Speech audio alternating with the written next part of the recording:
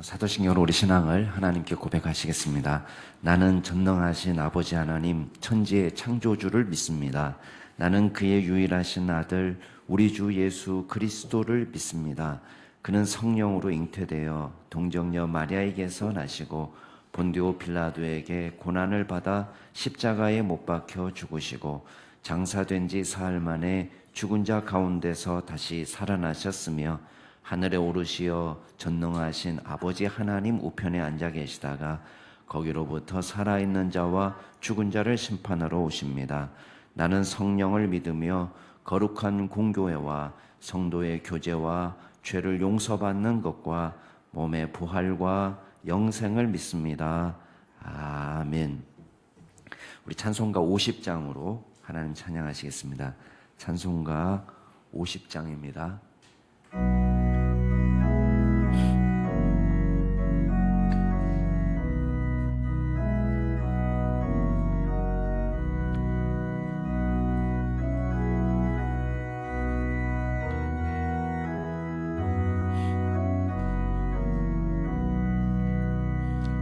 내게 힘든 모든 것을 아낌없이 드리네. 사랑하고 의지하며 주만 따라 살리라. 주께 드리네. 주께 드리네. 사랑하는 구주 앞에 모두 드리네. 내게 있는 모든 것을 겸손하게 드리네. 세상 욕심 멀리하니 나를 받아 주소서. 주께 드리네. 주께 드리네. 사랑하는 구주 앞에 모두 드리네. 내게 있는 모든 것을 주를 위해 드리네. 주의 성령 충만하여 내게 내려 주소서. 주께 드리네. 주께 드리네. 사랑하는 구주 앞에 모두 드리네.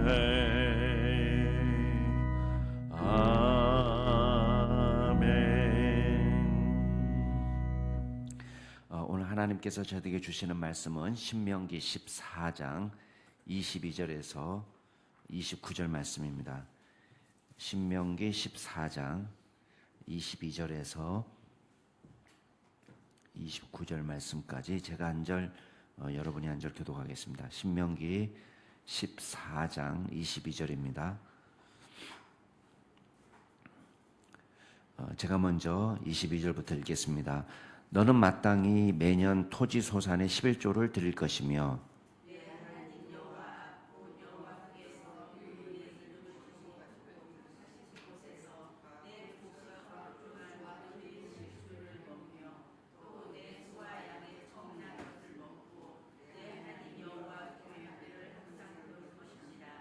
그러나 내 하나님 여호와께서 자기의 이름을 두시려고 택하신 곳이 내게서 너무 멀고 행로가 어려워서 내 하나님 여호와께서 그 풍부히 주신 것을 가지고 갈 수 없거든.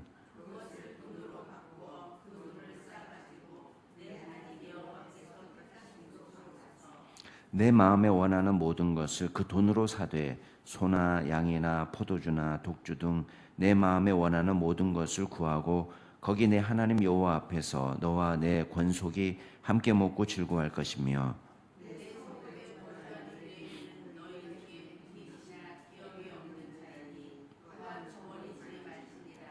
매 3년 끝에 그의 소산의 10분의 1을 다 내어 내 성읍에 저축하여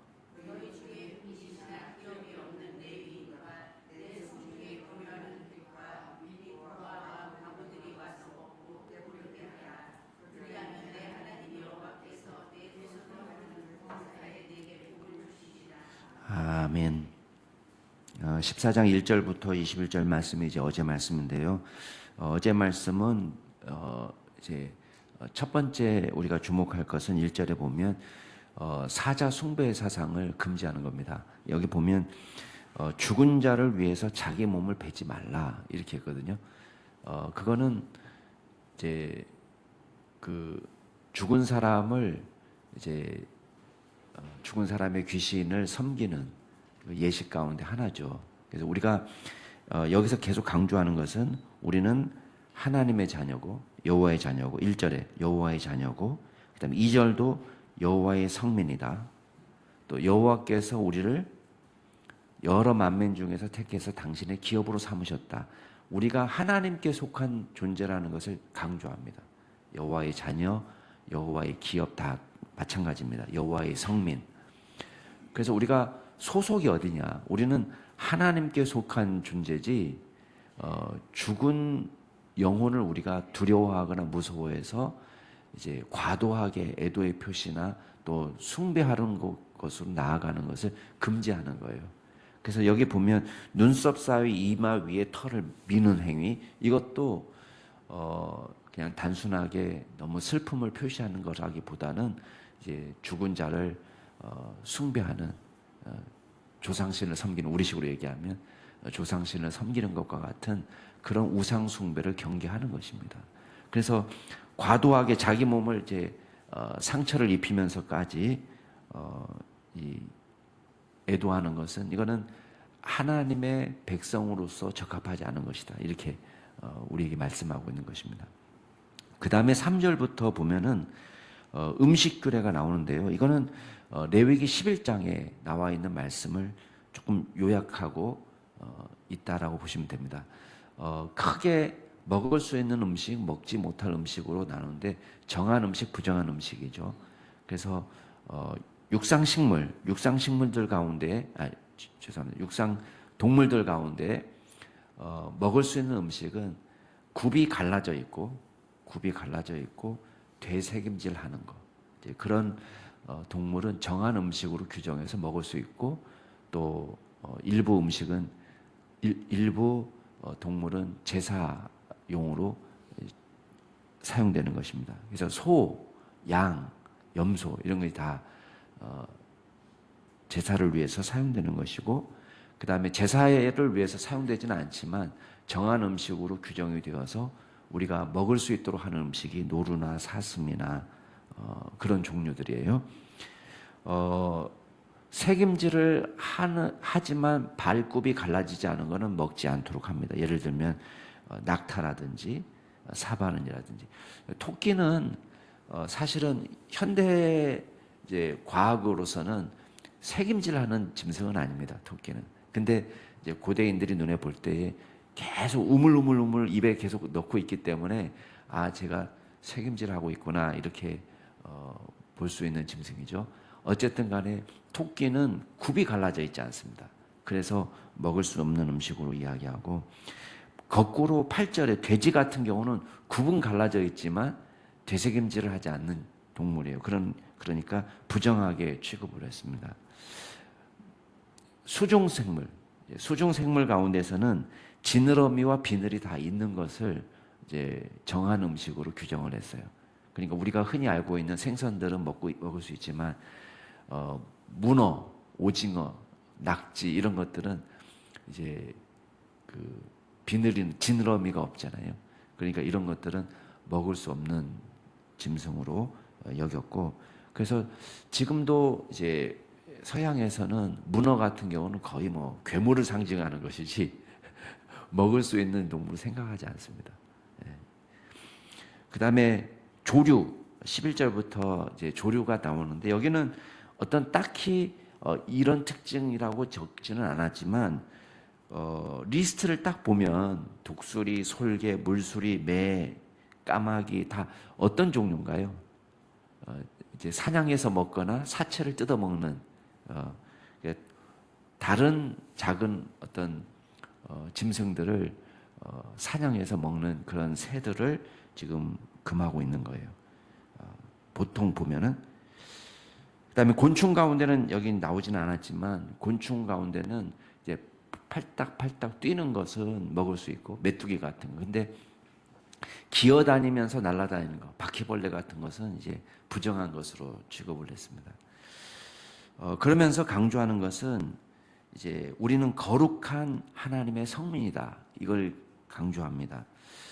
그리고 21절에 보면 스스로 죽은 모든 것은 먹지 말지만 먹을 수 없지만 팔 수는 있게 했어요. 그러니까 이게 일종의 힌트입니다. 그러니까 지금 먹어라 먹지 말라의 기준이 이거는 먹으면 죽는 거다. 그럼 먹으면 죽는 거기 때문에 파는 건 아니잖아요. 먹으면 죽는데 다른 사람에게 팔면 안 되는 거예요. 그러니까 그런 차원의 접근으로 해서는 안 될 것 같고요.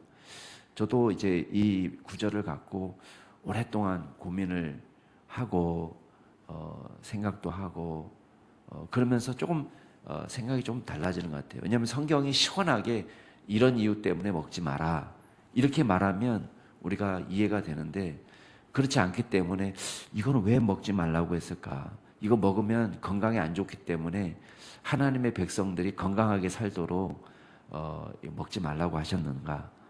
그렇게 또 접근하시는 분들도 계십니다.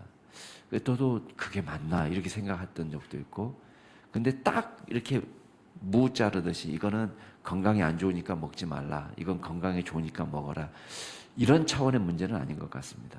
왜냐하면 신약 시대에 와서는 또 하나님이 뭐라고 말씀하세요? 베드로에게 이제 환상 중에 하늘의 보자기에서 온갖 부정한 짐승들이 다 들어있는 보자기가 내려왔는데 먹어라 그러니까 베드로가 먹을 수 없습니다. 제 평생에 부정한 짐승으로 내 몸을 더럽힌 적이 없습니다.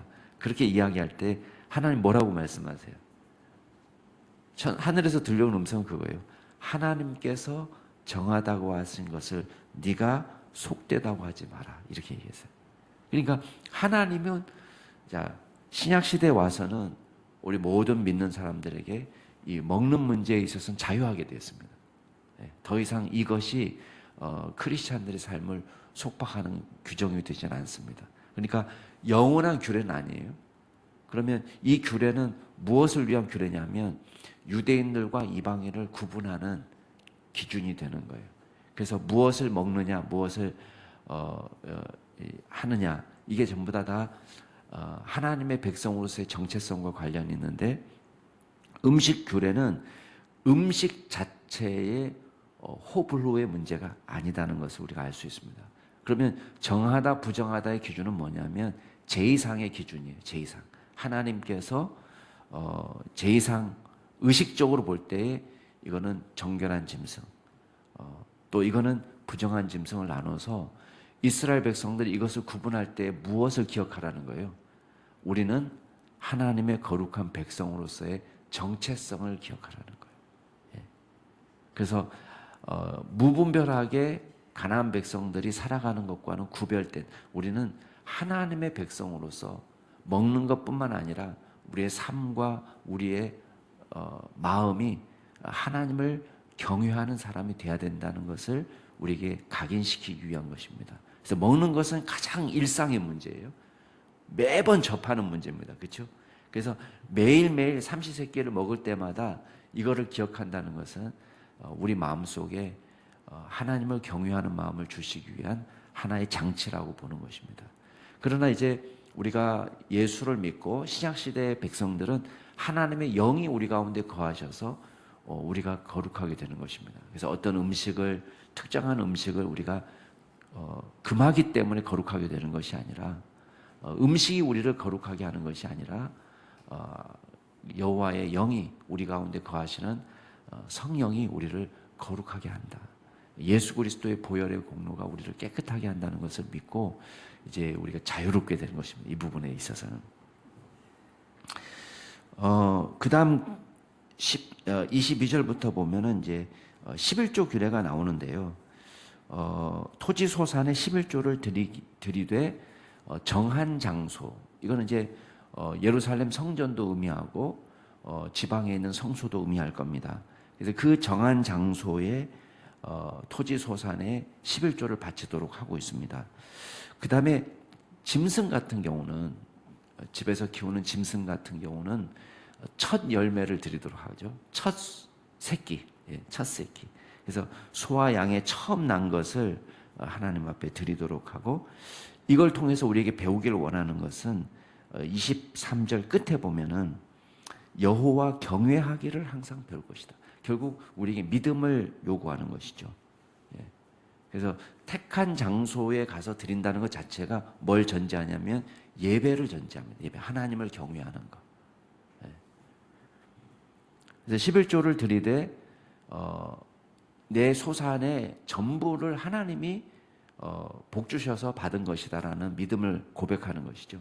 그래서 이것이 내 것이 아니고 내게 주신 모든 것은 하나님으로부터 말미암은 것인데 10의 1을 하나님 앞에 드림으로 우리의 믿음을 고백하는 행위입니다. 믿음 없이는 이게 할 수 없는 것이죠. 그 다음에 24절부터면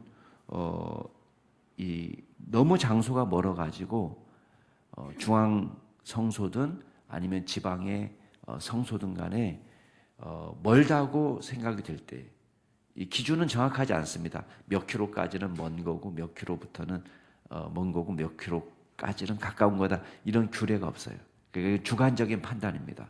그래서 우리가 판단할 때 이거 소, 양 몰고 가기에는 너무 먼데 라는 느낌이 들 때는 이걸 돈으로 환산하라는 거예요. 돈으로 환전해 가지고 그것을 싸가지고 그 택하신 장소에 가서 필요한 물건들을 다시 사가지고, 재물을 다시 사서 이걸 가지고 가서 여호와 앞에서 함께 먹으라.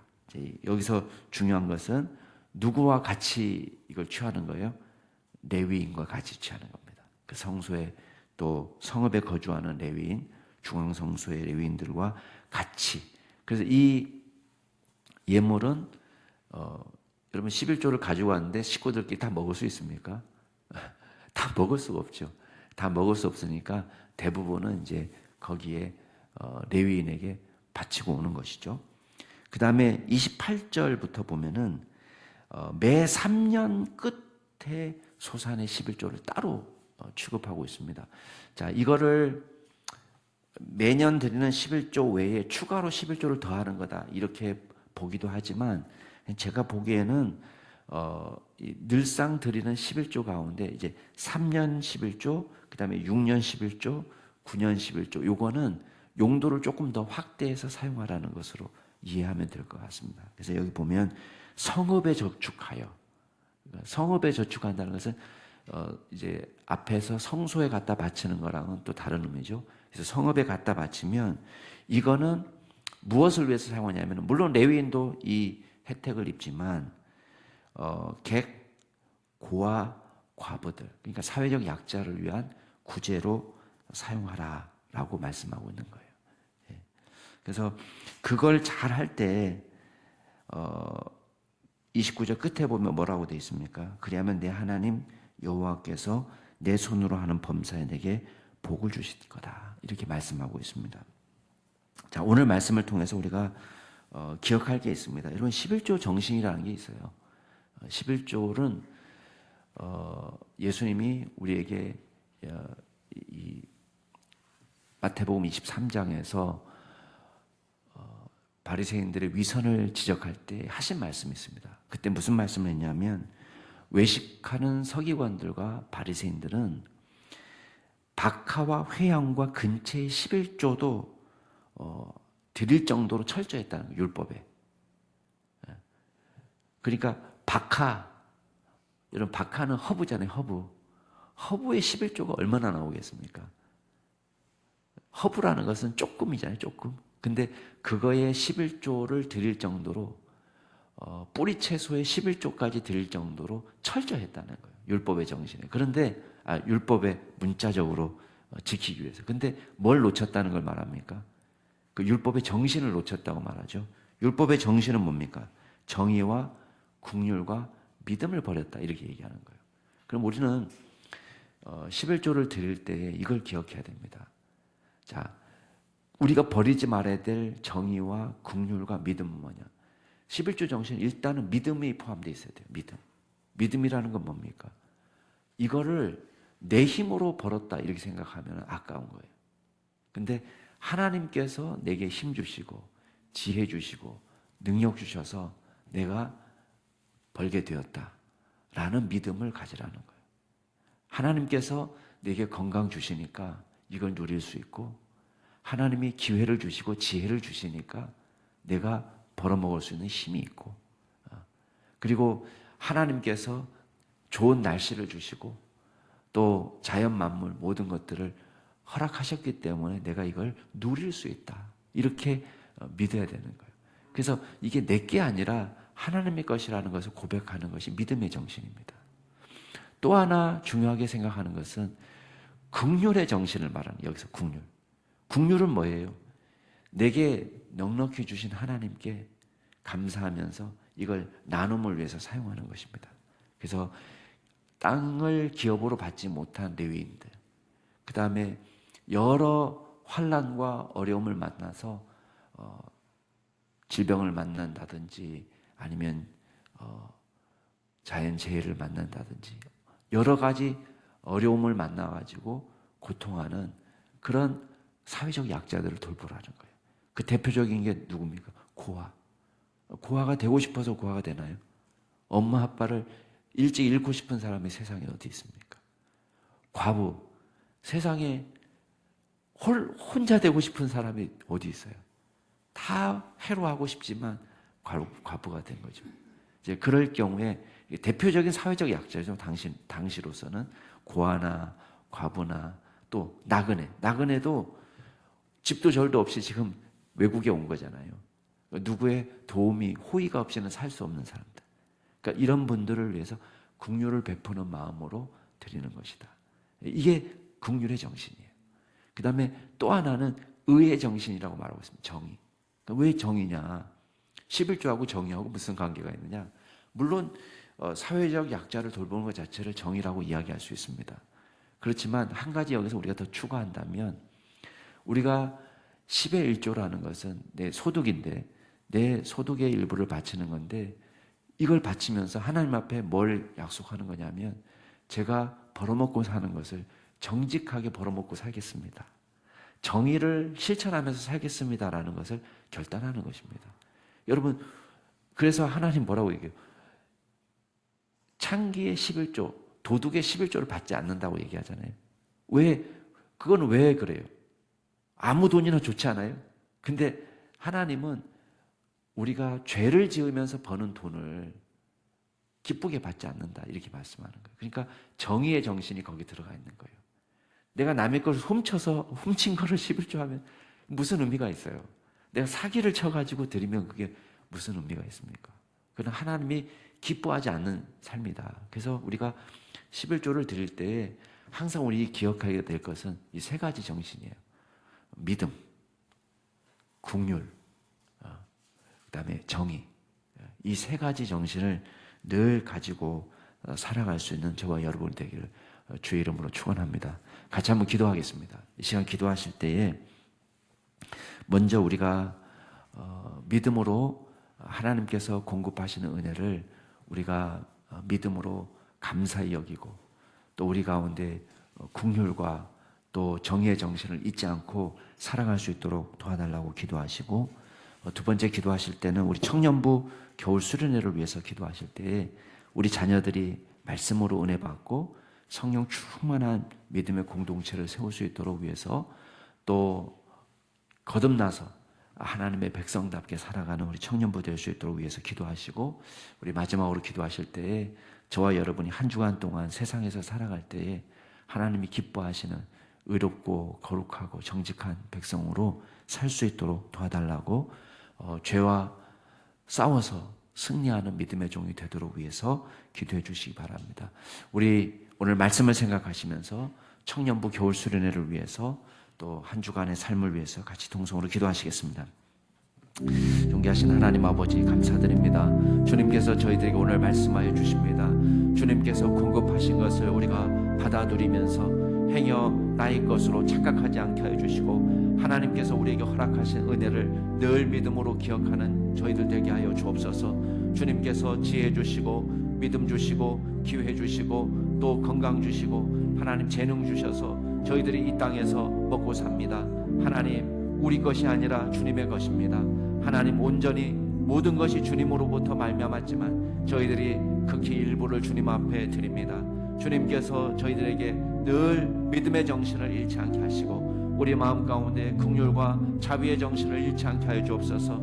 이 땅을 사는 동안에 정의롭고 거룩한 삶에 우리가 올인할 수 있도록 역사하여 주시옵소서. 하나님께서 베푸신 은혜를 늘 받아 누리며 감사하며 기뻐하는 믿음의 종이 되게 하여 주옵소서. 아버지 하나님, 특별히 주님께서 저희들 가운데 청년부를 허락하여 주시고 이 귀한 자녀들이 겨울 수련회를 갖도록 도와주시는 은혜 감사드립니다. 아버지, 2박 3일 동안 진행하는 겨울 수련회 동안 서로 사랑으로 하는 덩어리가 되게 하여 주시고 주의 말씀으로 은혜 받게 하여 주시고 주의 성령께서 각 사람의 심령에 찾아가 주셔서 만나 주시고 예수 그리스도로 인하여 기뻐하며 믿음으로 거듭난 성령으로 거듭난 귀한 믿음의 종들이 될 수 있도록 주여 역사하여 주시옵소서. 하나님께서 친히 붙잡아 주셔서 좌로나 우로나 치우치지 않는 거룩한 백성으로 세워주시고 이 험한 시대 주님 앞에 기도하며 믿음으로 살아가는 귀한 청년들 될 수 있도록 도와주옵소서. 아버지 하나님의 말씀을 증거할 우리 신병헌 목사님에게 갑절의 영감을 더하여 주시고 하나님께서 친히 역사하여 주시옵소서.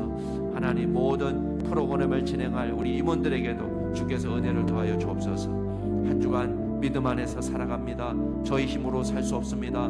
하나님께서 능력을 더하여 주시고 성령으로 충만하게 하여 주시고 우리가 죄와 싸워 더불어 승리할 수 있는 믿음을 허락하여 주시고 주님께서 기뻐하시는 믿음으로 살아가는 저희들 되게 하여 주옵소서. 어느 곳에 있든지 주의 말씀 붙잡고 살게 하시며 낙심하지 않게 하여 주시고 기도함으로 모든 어려움들을 능히 이겨내는 믿음의 종들이 되게 하여 주시고 성령으로 충만하여 우리가 가는 곳마다 그리스도의 향기와 그리스도의 빛이 드러나는 믿음의 종들이 되게 하여 주시고 이 땅에서 빛과 소금으로 살아가게 하여 주시고 하나님의 백성답게 살게 하옵소서.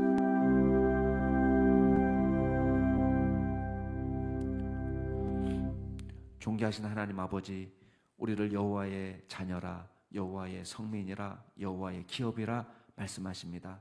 우리가 이 땅에 사는 동안 거룩한 하나님의 종답게 살 수 있도록 도와주시고 주의 말씀이 우리 가슴에 심겨져서 우리가 어느 곳에 가든지 하나님의 종으로서의 정체성을 잃지 않고 살게 하여 주시옵소서. 하나님 또한 우리가 힘내어 열심히 수고하고 애써서 벌지만 주님이 능력 주시고 지혜 주시지 않으면 감당할 수 없습니다. 우리의 소득의 모든 것이 주님으로부터 말미암았음을 고백합니다. 하나님께 감사하는 믿음 갖게 하여 주시고 또한 우리 가운데 나누고 넉넉히 쓸 수 있는 긍휼의 마음을 허락하여 주시고 또한 우리에게 바르고 의롭고 정직하게 소득을 낼 수 있는 믿음을 허락하여 주시옵소서. 오늘 한 주간도 이 한 주간도 저희들과 동행하시고 함께 하시고 역사해 주실 줄 믿고 감사드리며 모든 말씀 우리 구주 예수 그리스도 이름으로 기도드리옵나이다. 아멘. 하늘에 계신 우리 아버지, 아버지의 이름을 거룩하게 하시며 아버지의 나라가 오게 하시며 아버지의 뜻이 하늘에서와 같이 땅에서도 이루어지게 하소서. 오늘 우리에게 일용할 양식을 주시고 우리가 우리에게 잘못한 사람을 용서해 준 것 같이 우리 죄를 용서하여 주시고 우리를 시험에 빠지지 않게 하시고 악에서 구하소서. 나라와 권능과 영광이 영원히 아버지의 것입니다. 아멘. 오늘도 주 안에서 복된 하루 되시기 바랍니다.